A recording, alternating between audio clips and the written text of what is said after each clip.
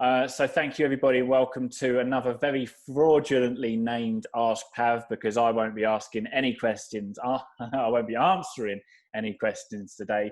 I'm joined by another couple of people today who are experts in their relative field, the field being recovery, and they've got some a couple of really cool products which I'm excited to get my hands on when I'm back in July, which if you were here just before this call, flights are being cancelled again, so we'll see about what day that actually is that I land in the UK. But yes, excited to have you both on, Lottie and Joe from MyoMaster. So why don't I hand over to you, and you can give us a few minutes on who you are, your backgrounds individually, and obviously your incredible business, MyoMaster. Sure. Nice to see you all. Thanks for joining us. So I'm Lottie, this is Joe. We co-founded MyoMaster 2 years ago now and sold our first product just over a year ago. We've both got really different backgrounds. Joe's a professional rugby player. Do you want to say a couple of... Yeah, so I'm finishing kind of my 14th season, just about to start my 15th season. We've just started sort of isolation training stage 1, so we're all in very small groups and keeping social distancing and stuff, and we're hoping to finish the season sort of August, September. But I'm going to be starting my 15th season next season. Started straight out of college at 17. As you can probably imagine, when I first started almost 15 years ago, there was a bit of a cool down in the corner of the pitch. You'd stay for 5 minutes, have a chat, stretch your hammy and jog inside. And then as the years have gone on, there's been ice baths, cryotherapy, sports masseuses, every bit of machinery you can imagine in the professional game. We've tested it all. And basically, me and Lottie started chatting, and that was really where MyoMaster was born. I'd had a lot of interaction with lots of products and never found anything that really helped with a specific injury, and hence the business was born. But Lottie's a slightly different background. She's the brains of the business. I'm the one that sort of just deals with the products. So that's true, by the way. So my background, I kind of built and sold some marketing and PR agencies, and this idea really came around because I was an amateur athlete, someone who's, I guess you could describe me as a weekend warrior, ran some marathons, play hockey, cycle, do lots of different things, and love training. And Joe would come home with lots of fantastic recovery gear, and I'd be like, why can't a normal person like me who just loves training get my hands on that stuff? And then he started fiddling about with a drill. He was supposed to be doing the kitchen, and turned it into a healing tool to heal his Achilles tendonitis, and took it into the changing room at Harlequins, and the lads were desperate to buy it off you. Yeah, it was a funny story. It was the initial version 1, basically. The first thing I came up with, I was supposed to be building some cupboards. I'm a trained carpenter. I did a few years night college, and Lottie was putting me to work as she does. And then I was trying to do anything but the work, and I dismantled one of my drills, and I'd been suffering with Achilles tendonitis for like 3 months. I've been injured and doing loads of running, and it was really giving me some jips. So I started playing around with the tool, basically welded a stool leg onto a jigsaw pretty much, and started using it up my calf and on my Achilles, and basically alleviated the pain straight away. And I went to training, used it before my run, and it was incredible, like pretty much no pain. I took it in the changing room. It's bright yellow, loudest thing in the world. Lads absolutely destroyed me, as you can imagine, 60 rugby lads, me with a bright yellow jigsaw. No one had come near it. And then basically I went to get strapped, came back in before the main session, about 50 meters away. I could hear in the changing room, and they're all using it. That day, Carl Sinclair pulled some money out of his wallet and said, Graze, I'm taking it home. I need it in my life. And by the end of the week, I'd had 8 orders. I was the mad professor in my kitchen, welding stool legs onto jigsaws, stopping in at B&Q and buying stuff. And I thought that was my £1 million idea. And then Lottie came in saying, we don't want to be doing this with jigsaws. Surely all this information you have, all this knowledge you have, we can actually do a whole recovery business, which was, again, the brains behind it rather than me with my jigsaws. But so, I mean, today we are have a range of recovery products. They're all designed and perfected by elite athletes, but they are designed to cater for the everyday athlete. So anybody who trains, and our mission is really to make recovery the third dimension. We know there's lots of information out there about training, loads about nutrition, but we think recovery is the missing piece to helping people really achieve their fitness goals. I completely agree with you. We've done, obviously we did an epic episode of Bespoke, our podcast, which was unfortunately postponed release due to downloads dropping off a cliff when people stopped commuting. So delighted that we're going to be released in July the 7th. One of the questions I asked you there, and I think it was answered very honestly, and I'm going to ask you again right now, is what is your number one factor that influences recovery the most? You want to give this? Yeah, number one factor that influences recovery. Basically, there's loads of different stuff on recovery and loads of different protocols and different things you can do. And ultimately, recovery is an individual thing. So you'll get contradicting science all the time that ice baths do nothing. And then you speak to people in the rugby environment where I'm from, and then they go, ice baths are amazing because they're anti-inflammatory, you're doing a contact sport. So it's very much what you feel. Loads of lads in the team will do ice baths and love them. Half the team will hate ice baths and not do them. And it's the same with sports massages. Loads of lads love them. I personally love sports massage. I find it hugely beneficial. I feel fresh when I get off the bed. I feel they've got the knots out. I feel it's a great technique and use of recovery. And again, some of the lads hate it and find it doesn't do anything. So I think it's very much an individual thing. It's what you find useful, and hopefully our tools can help you achieve what you want to achieve. For instance, if you do get stiff muscles and you find your calves tighten up when you're running, or your back when you're cycling, or your quad, your ITBs, then actually our percussive massage is great because it isolates one section of the muscle you can work through. It loosens it very quickly. It's very effective. But if you find you get very heavy, tired legs when you're done your training, and the next day you struggle to get on the bike and you actually find your outputs drop massively, then our leg pumps are really useful because they actually rejuvenate the legs with fresh blood flow. So there's lots of different factors to take into place. I don't think it's one shoe fits all, which is interesting, and that's part of recovery and part of the fun of it. But where I'm quite lucky is I have a massive pool of professional athletes that I can pick brains on and actually test all of our products with.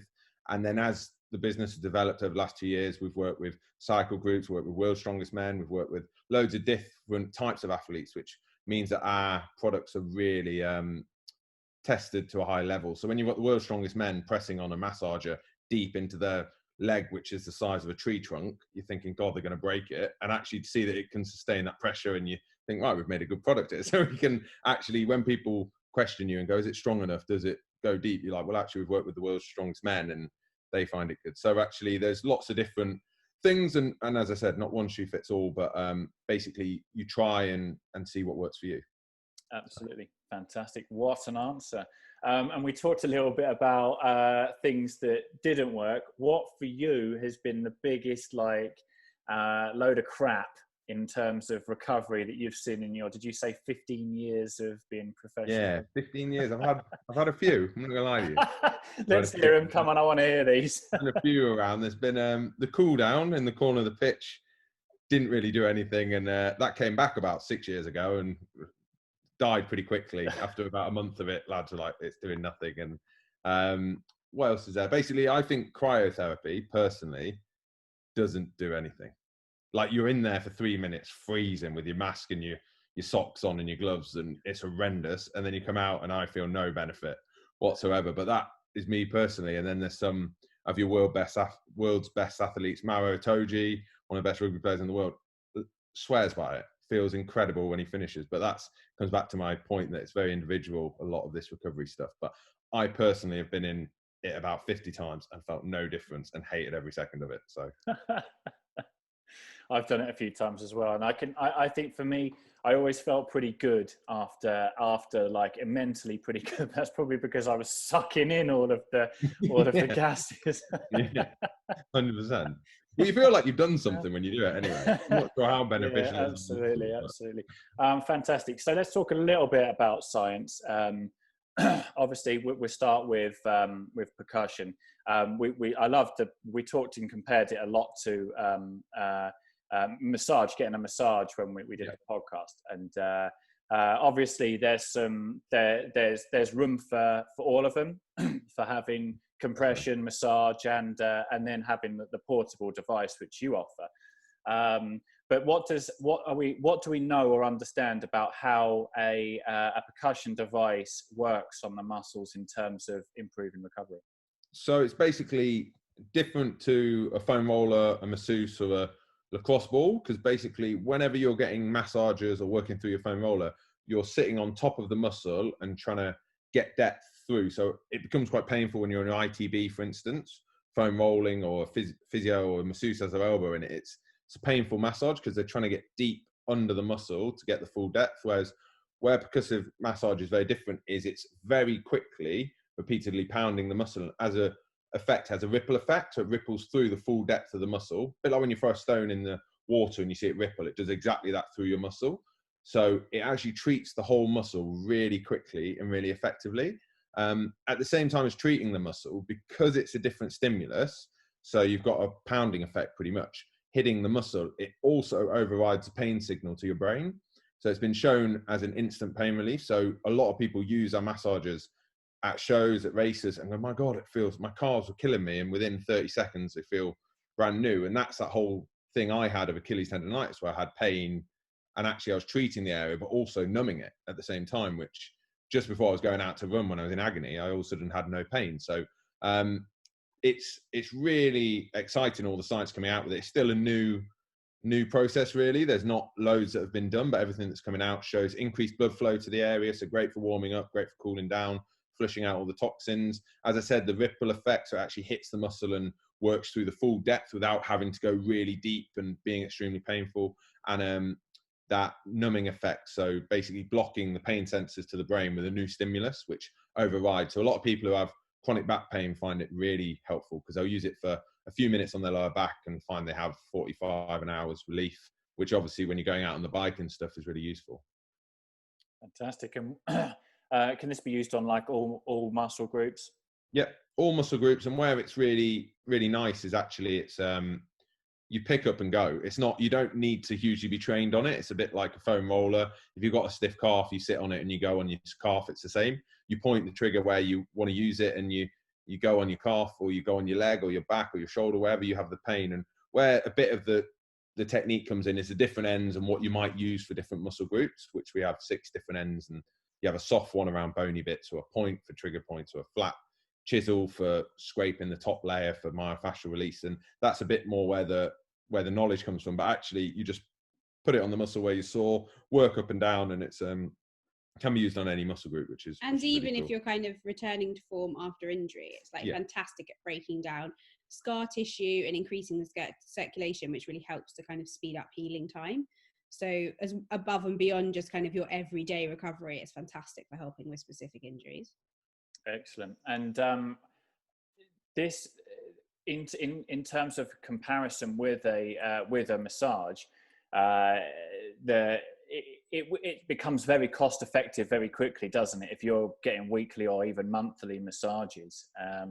Totally. And that's something we speak to obviously consumers all the time about it, and they say, oh, it seems pricey. And then you actually speak to them and in a building to a race, or they have a masseuse once a fortnight for £60 a pop, and actually, as you said, it becomes cost effective very quickly. And what we've taken a lot of time to develop, about 16 months ago when we sold our first product, it sounded like a drill. It pretty much was. I'd changed the motor, put it into a new housing, and it pretty much was a drill. Whereas now we've had loads of product development teams working, and we had feedback on the ground from athletes about the noise, about the battery life. Can you change the ends? Can you do loads of things, which we spent a long time doing? And our Myo Pro, which we sell now, is ultra quiet. You can be watching telly and you wouldn't even know it's on. You can be putting the baby to bed, and actually it's a totally different thing when you can sit in front of the telly, watch your program and recover at the same time. You're not laying on the floor with your foam roller. You haven't got to go out on your bike and do active recovery. You can actually sit in your home and do it. And I think that's where we're going with everything with MyoMaster. We're trying to make it as easy and accessible as possible, because we all know we don't do recovery because it's boring and annoying. It's hard. And it takes time, right? You're already taking time out of your day as an amateur athlete. When you're working all day long, you've got to find time to train on top of that. And then to find recovery time as well is the single biggest reason why people don't do it, because they just don't have the time to. So that is why we're trying to make every single product we create something you can do really simply, really quickly, and really easily. Absolutely. Fantastic. And you know what? You can't catch Corona from a Myo Pro neither. Right, exactly. Awesome. Fantastic. And I think actually one of the things I really liked is that you actually work with a lot of massage therapists, physios and stuff as well, don't you? Because they have them in their studios. So, I mean, and where it's really nice is they've not, we never go do this instead of physio or do this instead of a sports massage. But if you're spending a lot on a sports massage and you can do it with this, happy days. But also the masseuses, the physios, see it as an extra string to their bow because it has all these other effects that they can't do. To the fact that they can't numb your pain instantly, they can actually use this to numb the pain and then work deeper through the muscle, or they can trigger point with it, or they can do the ripple effect on a very tight muscle to actually loosen it quickly to then get back hands on. So it's quite a nice addition for a lot of them, which has been really good as well. Fantastic. Any anecdotal stories that you'd like to share? Have you had any like key cyclists or triathletes that have seen some good gains you want to share? I mean, we worked really closely with Team Wiggins cool. the entirety of last year. We were their official recovery partner, and a lot of the team there just like wrote to us telling us about how they literally use the products every single day. Like, it was actually a really cool way that we got to work with them, because we went to our first ever show with our first version 1, had our new leg pumps we've been working on, and some people were trying it all day. Like our stand was nuts, going mental, and some lads were using it and went off and really liked it. And then about an hour later, the manager of Team Wiggins came over, and we didn't know who it was. We said, hello, nice to meet you. And he explained who he was. And he said, oh, all my team have been through here in the last hour and are raving about your products. Absolutely love it. Could we have a meeting? And we came away going, that is the most organic like partnership that's ever happened, because we haven't reached out. We haven't tried to sell anything. Literally lads have came and tried it and gone back and fed back for us. And that's the biggest win for us, because then we partnered with them, started working with them. We got on the ground feedback from a cycle group that was obviously very high level, and and they loved all of our products and fed back, which was great. Fantastic. And excellent, good stuff for you. It's total product testimonial there. Let's talk about your the air compression trousers. Tell us a little bit about how they work and the science behind those. So basically they're really cool, I have to say. They're like big moon boots. You strap in like trousers, you can only see your toes out the bottom. They can right up to sort of your hips, and they're called extreme air compression, and it is what it sounds like. It's very extreme air compression. So it squeezes from your feet up to your calf, up to your knee, up to your quads in a sequence, working up, and at the same time as doing that, it's squeezing the blood out of your limb. It goes to your heart, gets fresh oxygenated blood, and then it releases and quickly pulls back into the muscle. And what this process does is what your body does naturally in about 3 to 4 days, in about a 20 to 30 minute cycle with the myopump. So it's basically flushing out all the lactic acid, toxins, everything you've built up from your training, and getting fresh oxygenated blood, replenishing their muscles to rejuvenate your legs. So there's some awesome science been done on them around the world. And the best one we've read was basically, it was a cycle group that did a max watt bike the next day after their training in the morning, before then doing their session. And what they found was half the group used the leg compression, half the group didn't. And the group that didn't, their drop off was huge in terms of what their power output was the next day, because they were stiff, they were sore, they'd trained hard the day before, and therefore their training session power output was dropped off as well later in the afternoon. Whereas the people who'd used the air compression had dropped off slightly, but ultimately in their session they could get more out of it. And over a 3-month program, the group that used the air compression could actually get more out of their training program, because they recovered quicker, had fresher legs, had a better power output, and as a result got better gains, which was just amazing when you start reading that sort of stuff. Again, it's very unusual, feels really weird. Your legs start tingling, you're very excited for it to release the pressure, and then it's a relief and goes. But you stand up and your legs are all light and feel like you're walking on the moon. So it's a unusual feeling, but they're an amazing bit of kit. And you said 20 minutes sat down with your legs at the same level, isn't it, as your heart? You don't want them elevated. Yeah, you don't want it above your heart. You don't want to lay down with your head flat, but you can sit with them up on a puff or on the sofa. And it's Lottie's favourite kind of recovery, isn't it? Yeah, I mean, back to that point about making everything accessible, like I'll literally be sat here on my computer working, doing my recovery. I mean, what could be more simple than that, right? Yeah, exactly. I love what you were saying earlier about it's about fitting it in. I mean, one of the things we do really well at Spokes with our coaching is ensuring that training is accessible for the clients around their work. And I know a lot of former professional cyclists who say that the hardest 10 hours a week training they've ever done is around the 40-hour work week that they did. It pales in comparison to the sort of the 30 hours that they were doing professionally, just riding around on a bike was nothing and easy to recover from, compared to 40 hours sat at a desk or in a bike shop or something, and then trying to do 10 hours on a bike. So recovery, and as we know, as we get older as well, recovery becomes more and more important in terms of how we treat our bodies, what we feed it, and how we look after it.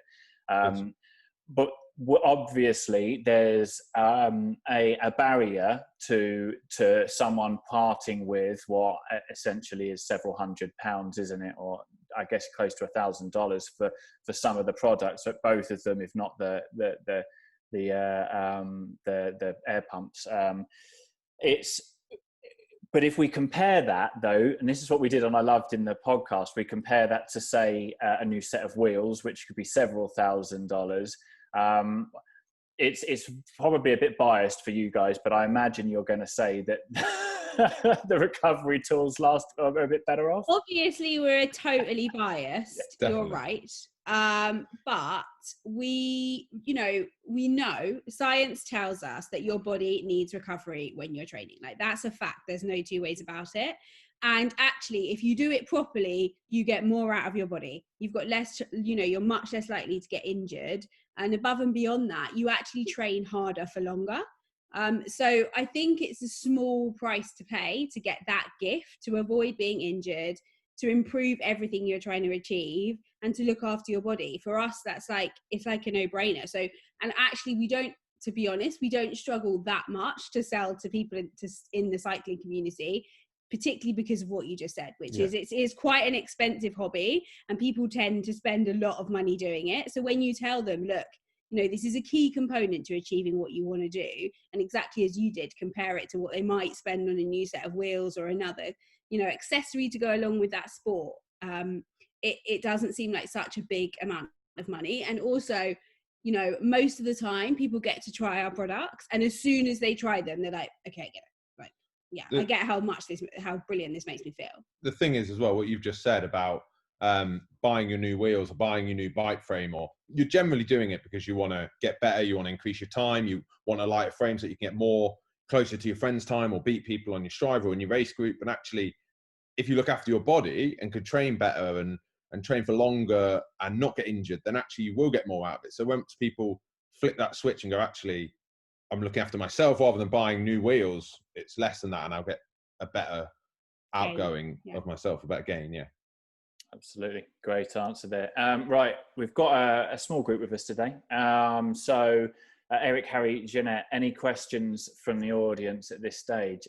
I was just wondering, most of my problems are located in my back area and stuff like that, but how I live alone, so how on earth could I reach my back with a gun and keep it in the right? I see a lot of exercise and movement going on there, but maybe not the most effective way of using your tools. So yeah, no, it is surprising actually where you can reach. We get this question all the time, and I'm like extremely stiff. He's the stiffest man you can meet. I'm about 3 foot away from hand, lower back, and over my shoulder, but I can pretty much reach everywhere other than one section of my back, which is the lower shoulder blades.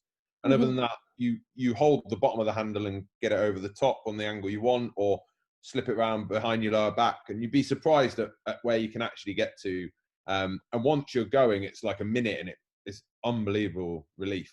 So it's not like you have to hold it there for 20 minutes and be uncomfortable. It's actually very quick and effective. But as I said, Lottie is way more flexible than me, and she can reach everywhere, all around her back. And it's actually just how you hold the machine and place it, whether you wrap around or go over the top. So it's you'd be surprised. It does sound horrendous, I have to agree, and we get a lot of questions about it. And then it shows when you actually show people where they can reach. Like, oh yeah, actually that's not as bad as I thought. So top 5 areas to focus on for recovery.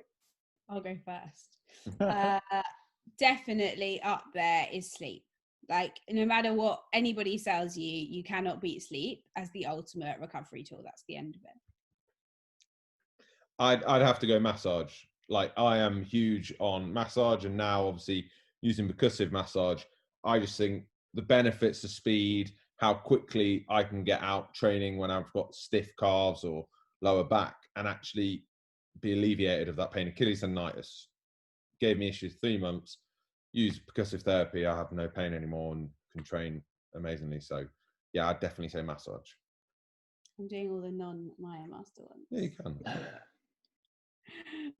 It's a completely obvious one, but hydration is totally up there. It's enormous for helping the muscles to heal really quickly after you've trained. Obviously, doing cycling, I imagine a lot of you are doing decent distances as well. So you can't put enough emphasis on hydration, I don't think. I'm going to go compression. Not necessarily just our compression legs, but like compression leggings, which we don't even sell. I sleep in them the night before a game because I feel my legs are refreshed the next morning. I use them after heavy, hard days just to wear for the rest of the day. Once I finish training, I'll put my compression legs on, and then I'll use that in conjunction with obviously our extreme compression in an evening or the morning before a game. So. Should we do a joint last one? Yeah, what are you thinking? What you got? Nutrition?